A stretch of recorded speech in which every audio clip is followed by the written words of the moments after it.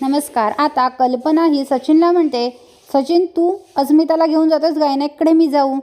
तेव्हा लगेच सचिन म्हणतो, नको मम्मा, मी जातो तिच्यासोबत. कारण सचिनच्या डोक्यात काहीतरी वेगळंच चालू असतं. आता सचिन नसताना अस्मिताच्या सोबत कल्पनाच जायची, त्यामुळे कल्पनाला अस्मिताचं सगळं माहीत होतं. आता सचिन जाणार होता, अस्मिता तयार होते. सचिन आणि अस्मिता घराबाहेर पडतात, तेव्हा समोर अर्जुन असतो. अर्जुन म्हणतो, अस्मिता ही कुणीकडे निघालीस? तेव्हा अस्मिता म्हणते, अरे आम्ही गायनेककडे जातो आहे. तेव्हा अर्जुन म्हणतो, अगं मम्माला घेऊन जा ना. तेव्हा अस्मिता म्हणते, नको, सचिन येतोय ना. अरे इतके दिवस मम्माच येत होती, आता सचिन आहे तर त्याला घेऊन जाते. हो ना सचिन? सचिन म्हणतो, हो ना, बरोबर. अर्जुन नको काळजी करूस, मी हिला व्यवस्थित घेऊन जातो आणि व्यवस्थित आणतो. तेव्हा अर्जुन म्हणतो, सचिन बाजूला आहे, मला तुझ्याशी बोलायचं आहे. कल्पना म्हणते, एवढं काय सिक्रेट बोलायचं आहे, बोल ना आमच्यासमोर. तेव्हा अर्जुन म्हणतो, नाही, मला त्याच्याशी महत्त्वाचं बोलायचं आहे. सचिन घाबरतो. सचिन मनात म्हणतो, याला काय बोलायचं आहे? आणि सचिन बाजूला येतो. अर्जुन म्हणतो, हे बघ, जर माझ्या बहिणीला काही झालं आणि माझ्या बहिणीला त्रास झाला ना, तर मी तुला सोडणार नाही. हां, माझ्या बहिणीशी नीट वागायचं. आणि ही जी नाटकं करतोयस ना, ही मला समजत नाही असं समजू नकोस. खोटं प्रेमाचं नाटक पण हे बंद करायचं.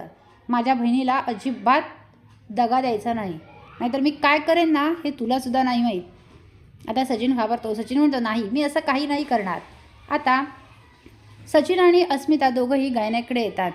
आता तिथे हॉस्पिटलमध्ये अस्मिताला डॉक्टर चेक करतात आणि नंतर अस्मिताला बाहेर बसवतात आणि सचिनला सांगतात, बाळाची योग्य वाढ होत आहे आणि अस्मितासुद्धा ओके आहे, घाबरण्यासारखं काही नाही आहे, त्या दोघांचीही काळजी घ्या. तेव्हा सचिन म्हणतो, डॉक्टर मला तुमच्याशी बोलायचं आहे. डॉक्टर म्हणतात, बोला ना. डॉक्टर, मला ना ते बाळ नको आहे, काय करू शकतो? ते ऐकून आता डॉक्टरांना मोठा धक्काच बसतो, कारण डॉक्टर कल्पनाला, सुभेदारांना ओळखत असतात. ते म्हणतात, काय चाललं आहे ह्यांचं? हा जावई यांचा असा काय बोलतो आहे? ते डॉक्टर म्हणतात, आर यू शुअर? तेव्हा लगेच सचिन म्हणतो, yes ma'am, I am sure, मला हे बाळ नको आहे. डॉक्टर म्हणतात, का? सचिन म्हणतो, तुम्ही प्रश्न विचारू नका, काय करायचं तेवढे सांगा. तेव्हा आता डॉक्टर म्हणतात, तुम्ही बाहेर बसा, मी सांगते, तुम्हाला बोलवते आत. आणि डॉक्टर लगेच कल्पनाला फोन करतात. कल्पना फोन उचलते आणि आता डॉक्टर जे सांगतात ते ऐकून कल्पनाच्या पायाखालची जमीन सरकते. कल्पना म्हणते, काय? आणि कल्पना लगेच अस्मिताला फोन करते आणि म्हणते, तुझं चेकअप झालं असेल तशी लगेच निघून ये इकडे घरी. तेव्हा अस्मिता म्हणते, मम्मा काय झालं आहे? अस्मिता असं म्हणताच कल्पना म्हणते, काय झालं आहे ना ते घरी आल्यावर सांगेन, लगेच तू घरी निघून ये. सायली म्हणते, काय झालं आई?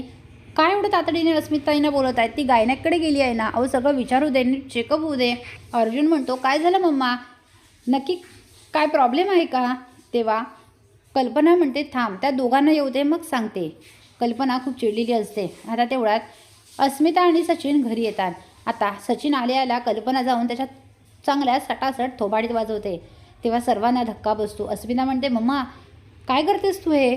तू सचिनला का मारलंस? तेव्हा कल्पना म्हणते, का मारलंस? याने काय केलं माहीत आहे अस्मिता तुला? याने हा डॉक्टरांकडे तुझ्यासोबत का आला होता? याने डॉक्टरांना जाऊन सांगितलं की त्याला हे बाळ नको आहे.